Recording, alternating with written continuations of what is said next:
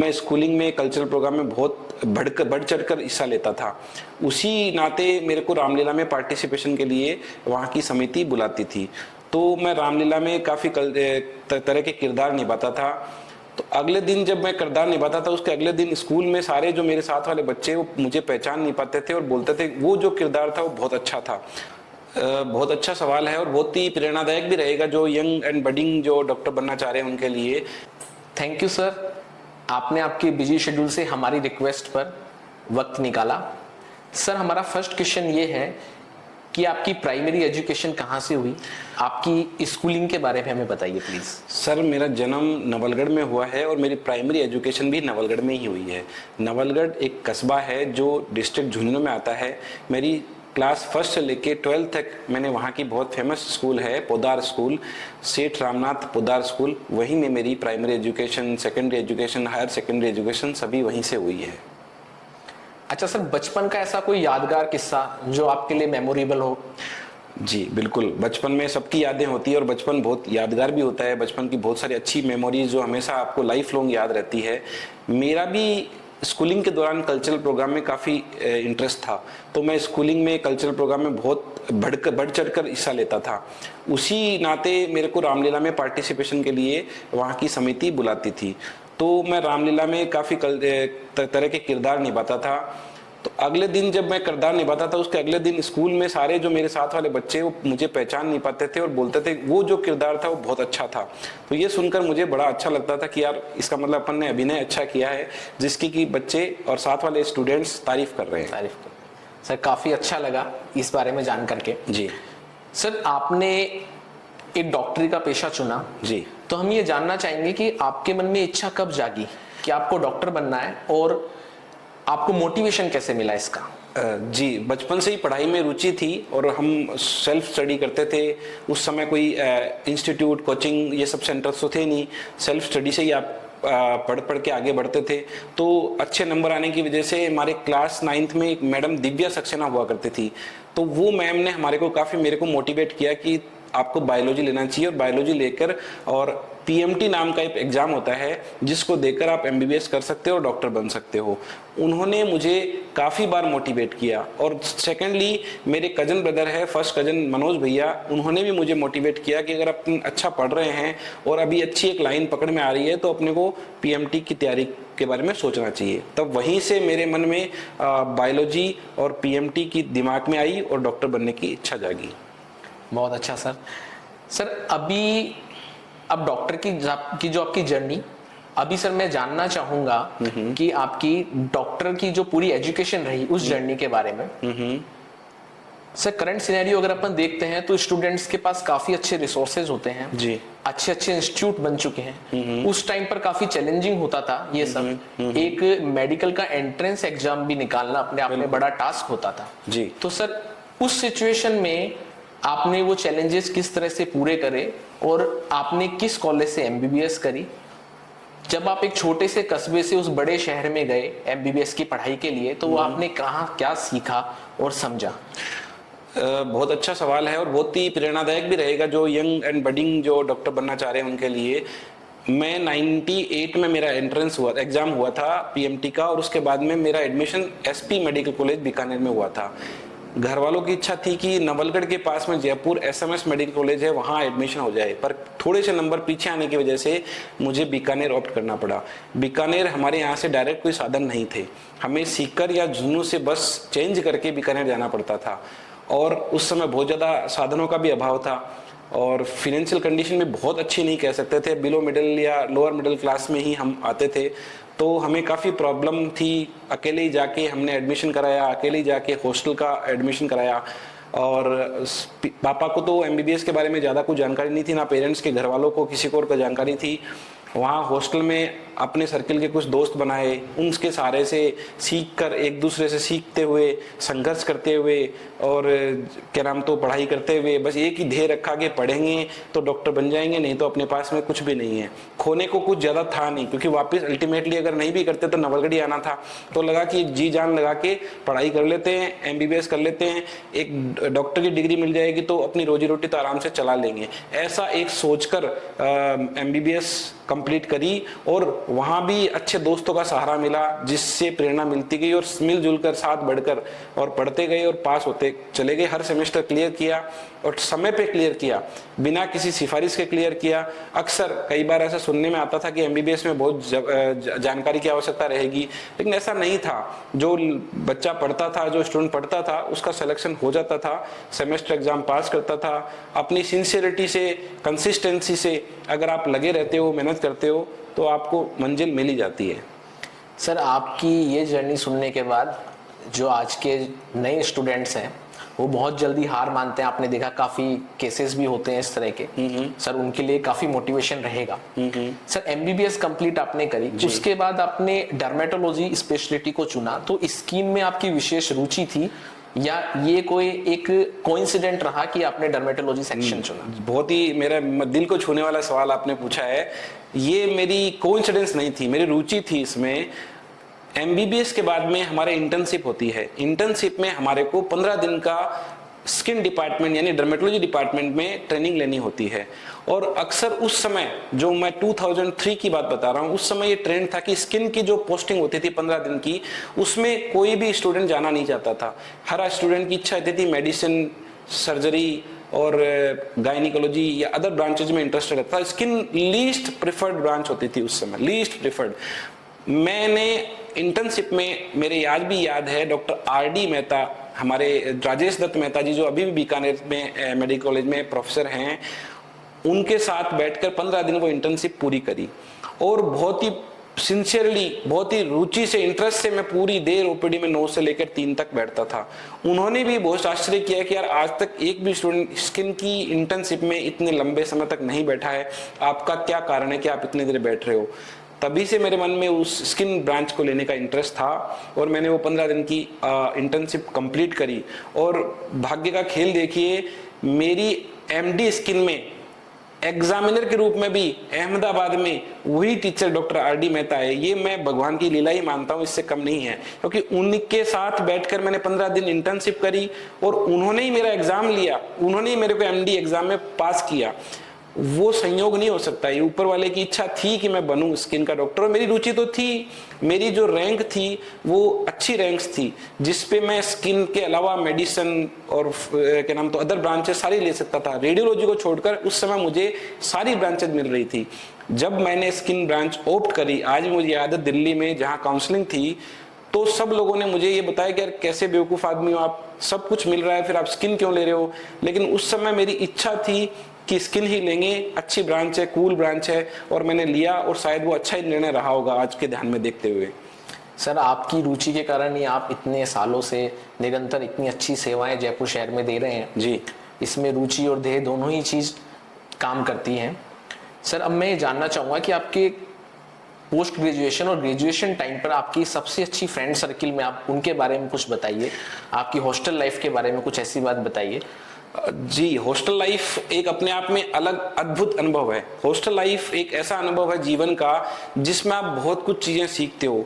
आप self dependent रहते हो, आपको समस्याओं से जूझना आता है, समस्याओं का सॉल्यूशन निकालना सीखते हो, अपने आप संघर्ष करना सीखते हो, स्ट्रगल करना सीखते हो, गिरते हो, पढ़ते हो और फिर उठना सीखते हो। ये सच में हॉस्टल में भी हो सकता है, हॉस्टल के बाहर। जैसा कि आजकल हम देखते हैं, आजकल के बच्चों को सारी सुख सुविधाएं पेरेंट्स देते हैं, सब कुछ आगे से आगे बिना मांगे उनको मिलता है, उसके बाद भी वो मेंटली इतने स्टेबल नहीं रह पाते हैं और उनको प्रॉब्लम फेस करनी पड़ती है, वो इतना अचीव नहीं कर पाते हैं। उस समय हमारे पास साधन नहीं थे और मुझे लगता है वो हमारे लिए ब्लेसिंग इन डिस्गाइज था। मतलब हमारे पास साधन नहीं थे, इसीलिए हम ऐसा कर पाए, क्योंकि और कोई ऑप्शन दिख नहीं रहा था और कुछ भी हमारे सामने, आंखों के सामने कुछ भी नहीं था, सिर्फ ब्लैंक था। तो हमने उस चीज को चैलेंज के रूप में लिया और सिर्फ पढ़ाई में ध्यान रखा। हमारा 8-10 लोगों का सर्किल था हॉस्टल में। हम दोपहर में और रात को दोनों टाइम हम अलग अलग मेस से खाना मंगाते थे, 8 लोग, और साथ बैठ के हम 8 लोग खाना खाते थे। आज भी सब लोग मेरे को सुन रहे होंगे या देखेंगे कभी तो उनको याद आएगा वो क्षण और वो समय कितना मेमोरेबल था। हम सब बैठते थे, खाना खाते थे, एक दूसरे के साथ भोजन शेयर करते थे। उस समय कोई मन में मुटाव नहीं था, आपस में प्रेम से रहते थे, एक दूसरे के साथ समस्याओं का समाधान करते थे। क्वेश्चन आंसर में भी सॉल्यूशन करने में उसको सबको हेल्प करते थे। एक बॉन्डिंग, अलग तरह की बॉन्डिंग थी, मतलब जिसे कह सकते हैं सेल्फलेस बॉन्डिंग जो थी, जो आज भी कायम है। भले ही चाहे हम 2-3 महीने 6 महीने तक बात ना करें, लेकिन फिर भी अगर हम बात करेंगे तो अपनापन, जो एक अफेक्शन है, वो पहले सेंटेंस में आपको देखने को मिलेगा। तो ये चीज हॉस्टल में ही हो सकती है, और बिना सुख सुविधा वाले हॉस्टल में हो तो आदमी निखर के आता है, और वो उसको बाद के जीवन में बहुत काम आता है। मेरे को वो संघर्ष आज जब मैं अपना क्लिनिक सेट कर रहा हूँ या सब कुछ ग्रो कर रहा हूँ सेटअप को, तो मुझे बहुत हेल्प मिलती है उससे। बिल्कुल सर, बहुत अच्छा लगा। अब सर मैं जानना चाहूंगा जी कि आपने आपकी क्लिनिक जो प्रैक्टिस आपने स्टार्ट करी, तो प्रैक्टिस मैं भी जानता हूँ आपकी जो आपने फर्स्ट क्लिनिक बनाई थी, जी। तो काफी स्मॉल स्केल से आपने शुरू करा, और आज आपने विद्याधर नगर, मैं कहूँगा इवन राजस्थान का ही शायद सबसे बड़ा सेटअप है अपना स्कीम के अंदर, जो काफी एडवांस है, एडवांस मशीनरी है। कोशिश कर रहे हैं। हाँ बिल्कुल सर। तो ये जर्नी के बारे में बताइए कि सर लास्ट किस सन से आपने वो जर्नी शुरू करी, क्लिनिक फर्स्ट सेटअप किया, और आज तक पहुंचने का जो आपका पूरा यात्रा रही, उसके बारे में बताइए। सर, मेरा एमडी का रिजल्ट आया था अप्रैल 2008 में, और मैं अच्छे नंबरों से पास हो गया था विथ गॉड ग्रेस। उसके बाद में मई 2008 में मैं जयपुर आया था। शुरुआत में मेरी इच्छा थी कि मैं सूरत सेट हो जाता हूं, क्योंकि मैंने अहमदाबाद से पोस्ट ग्रेजुएशन किया था, तो सूरत में हमारे राजस्थान के मारवाड़ी समाज के काफी लोग रहते हैं, तो एक इच्छा थी कि सूरत सेट होने में अपने को फायदा रहेगा। पर किसी कारणों से घर वालों की इच्छा थी कि दूर ना जाके जयपुर भी एक अच्छा ऑप्शन है, वहां पे सेट हो सकते हैं। तो मैंने मई 2008 में मैं जयपुर आया, और यहाँ पे मैंने थोड़ा सा जानकारी इकट्ठी करी, पता किया कि कहाँ मैं प्रैक्टिस सेट कर सकता हूँ। काफ़ी R&D करने के बाद में जून 2008 में मैंने विद्याधर नगर में अलग अलग हॉस्पिटल ज्वाइन किए, और एक क्लिनिक मैंने शाम के लिए विद्याधर नगर के सेंट्रल स्पाइन में 100 स्क्वायर फीट में रेंट पे लिया था। नवकार हॉस्पिटल नाम से डॉक्टर मनीष जैन है, उनका हॉस्पिटल है, वहां पे मैं शाम को रेंट पे 100 स्क्वायर फीट स्पेस में प्रैक्टिस स्टार्ट करी थी। सुबह मैं 3 से 4 हॉस्पिटल में 1-1 घंटे विजिट करता था, और मेरे पास उस समय स्कूटी हुआ करती थी। मैं स्कूटी से विजिट करता था, धूप बरसात जो भी कैसा मौसम हो उसमें मैं जाता था। 9 से 10 एक हॉस्पिटल में, 10:30 से 11:30 एक अलग हॉस्पिटल में, और 12 से 2 एक अलग हॉस्पिटल में। ऐसे 3 हॉस्पिटल मेरे पास में जाता था। जैसे मैं इंपीरियल हॉस्पिटल में जाता था, ज्योति हॉस्पिटल में जाता था, दीप हॉस्पिटल में जाता था। ऐसे 3 हॉस्पिटल में मैं जाता था, और 2-2 घंटे में पेशेंट देखता था। संघर्षपूर्ण था, कभी पेशेंट मिलते थे, कभी पेशेंट नहीं मिलते थे। उन जो हॉस्पिटल के ओनर्स हैं उन्होंने भी काफ़ी हेल्प करी सेट होने में, लेकिन जो विधाता को तय था, जो लिख रखा था विधाता ने, वो संघर्ष की यात्रा कंप्लीट करते और शाम की ओपीडी को सेट करने की सोची। तो फिर 1 साल के बाद में मैंने खुद का रेंटेड स्पेस लिया, जो कि 200 स्क्वायर फीट था, गणपति टावर में, जो यहीं इसी सेंट्रल स्पाइन पे सबसे लास्ट टावर है। वो 4,500 रुपए पर मंथ में मैंने 200 स्क्वायर फीट स्पेस लिया था, और वहां मैंने इवनिंग ओपीडी 5:30 से 8:30 तक स्टार्ट करी। शुरुआत में मैंने पेरीफेरी विजिट भी काफ़ी करी, जैसे चौमू है, कोटपुतली है, शाहपुरा है और नारनौल है। 3-4 जगह पेरीफेरी विजिट भी काफ़ी करी। शुरुआत में काफ़ी चैलेंजेस थे, मन में कई बार निराशा भी आती थी कि पेशेंट्स नहीं आ रहे, लेकिन बस हिम्मत लगाई, भगवान ने भरोसा दिया, घर परिवार वालों ने भरोसा दिलाया कि नहीं सब कुछ ठीक होगा, और समय के साथ सब ठीक हुआ भी। धीरे धीरे हमने ग्रोथ करी, धीरे धीरे हमने मशीन ऐड करी, और बाद में जो रेंटेड स्पेस था उसके बाद में 2011 में मैंने अपना हनुमंत टावर में क्लिनिक परचेज किया। हनुमान टावर का क्लिनिक 2nd नंबर क्लिनिक था। अच्छा। ये 3rd नंबर क्लिनिक है विद्याधर एनक्लेव 2nd का। अच्छा। 3rd नंबर का क्लिनिक भी मेरा ग्राउंड फ्लोर पे था और बेसमेंट में था। अब ये मेरा, अगर मैं मेरी जर्नी में देखूं तो ये मेरा 4th सेटअप है जिसको मैंने थोड़ा एक्सपेंशन किया है। सबसे पहला सेंटर था गणपति टावर, 2nd सेंटर था हनुमान टावर के अंदर, 3rd इसी टावर में ग्राउंड फ्लोर और बेसमेंट में था, और 4th अब उसको इंक्लूड करते हुए पूरे में हमने 1st फ्लोर पे एक्सपेंशन किया है with best technology, one stop solution for all type of skin, hair, cosmetics problems. तो सर मैं समझ रहा हूँ कि 2008 से 2024 तक जी आपको कुल 16 वर्ष लगे बिल्कुल यहाँ तक पहुंचने के लिए। तो सर ये तो हम समझ सकते हैं कि कोई भी चीज अपने को जिंदगी में आसानी से नहीं मिल सकती बिल्कुल है, नहीं मिलती। बिना उसकी कीमत चुकाए अपने को कुछ भी हासिल नहीं होता। Thank you sir. काफी अच्छा लगा। अब सर हम कुछ आपसे रैपिड फायर राउंड करेंगे जी। जिसमें हम क्वेश्चंस करेंगे आपसे फास्ट। आपका फेवरेट स्पोर्ट कौन सा है? स्पोर्ट हम खेलते थे गिल्ली डंडा, खूब खेलते थे बचपन में, हम खूब खेलते थे। तो सर अब भी मेरा नेक्स्ट क्वेश्चन था कि आपका स्पोर्ट्स पर्सन कौन है। मैं ये तो पूछ ही नहीं सकता, गिल्ली डंडा तो बिल्कुल। सर आपके बचपन का खास दोस्त का नाम बताइए। मेरे बचपन के दोस्त का नाम है नवीन डंगाइच, जो मेरा खास दोस्त रहा हुआ है बचपन में, और अभी वो बीकानेर रहता है। बीकानेर रहता है सर। अभी सर आपकी फर्स्ट टाइम आपने जब प्रैक्टिस शुरू करी वो डेट बताइए। 10 अप्रैल 2008। क्या बात है सर, बहुत बढ़िया। पेशेंट का नाम बताइए सर जिसको आपने फर्स्ट टाइम ट्रीट किया। बिल्कुल, पेशेंट टोंक से था, मिसेस शकुंतला टांक, उनके सोराइसिस की बीमारी थी और पहला पेशेंट थे, और वो मेरे आज भी लॉयल पेशेंट है। सबसे अच्छी बात, वो आज भी मेरे से कनेक्टेड है, not only as a profession, वो पर्सनली भी मेरे से, इमोशनली भी मेरे से कनेक्टेड है। मतलब वो अपनी हर समस्या, हर प्रॉब्लम को मुझसे शेयर करते हैं, साझा करते हैं। आज भी वो मेरे इस क्लिनिक पर भी मेरे को विजिट करते हैं। सोराइसिस के पेशेंट है, बहुत अच्छी लेडी है, मिडिल एजेड लेडी है, बहुत ही धार्मिक और बहुत ही स्पिरिचुअल रिलीजियस लेडी है। मतलब आज भी आती हैं तो मुझे ब्लेस करती हैं। बहुत अच्छा सर। सर बेस्ट टीचर कौन है आपके? मेरे बेस्ट टीचर है डॉक्टर अशोक कलवार, जो हमारे एमबीबीएस में टीचर थे। उनसे मैंने जीवन के बहुत जो लेसन्स, जिसको ना लाइफ कोच रहे हुए मेरे लिए, वो उन्होंने बहुत कुछ सिखाया हमारे को। संघर्ष कैसे करते हैं, संघर्ष में आपको कमजोर नहीं पड़ना है, आपको भगवान यूनिवर्स आपको हेल्प करेगा। अगर आप अच्छे कॉज के लिए या ईश्वरीय कार्य के लिए अगर आप कुछ कर रहे हैं तो भगवान आपको 100% हेल्प करता है। ये मुझे डॉक्टर अशोक कलवार, जो आज जोधपुर में फोर्टिस हॉस्पिटल में रेडियोथेरेपिस्ट है, ऑन्कोलॉजी की प्रैक्टिस करते हैं, उनसे मैंने सीखा है। क्या बात है सर। सर बेस्ट एम्प्लॉय बताएं आपके, क्योंकि आपकी टीम का मैं बहुत बड़ा योगदान मानता हूं। डेफिनेटली मेरी टीम के बिना तो मैं कुछ भी नहीं हूं। मित्तल स्किन क्लिनिक की टीम में जितने भी मेंबर्स हैं, मैं किसी एक मेंबर का तो नाम लेना मेरे लिए बहुत मुश्किल होगा, क्योंकि सभी का अपनी अपनी जगह योगदान है। लेकिन क्योंकि आपने सवाल ऐसा पूछा कि एक आदमी का नाम बताइए, तो मैं वो जरूर बताऊंगा। लेकिन बिना टीम के कोई भी ऑर्गेनाइजेशन, कोई भी इंस्टीट्यूट, कोई भी क्लिनिक, कोई भी हॉस्पिटल, कोई भी सेटअप चल ही नहीं सकता। वो चाहे व्यावसायिक प्रतिष्ठान हो, चाहे प्रोफेशनल हो, चाहे कॉर्पोरेट हो।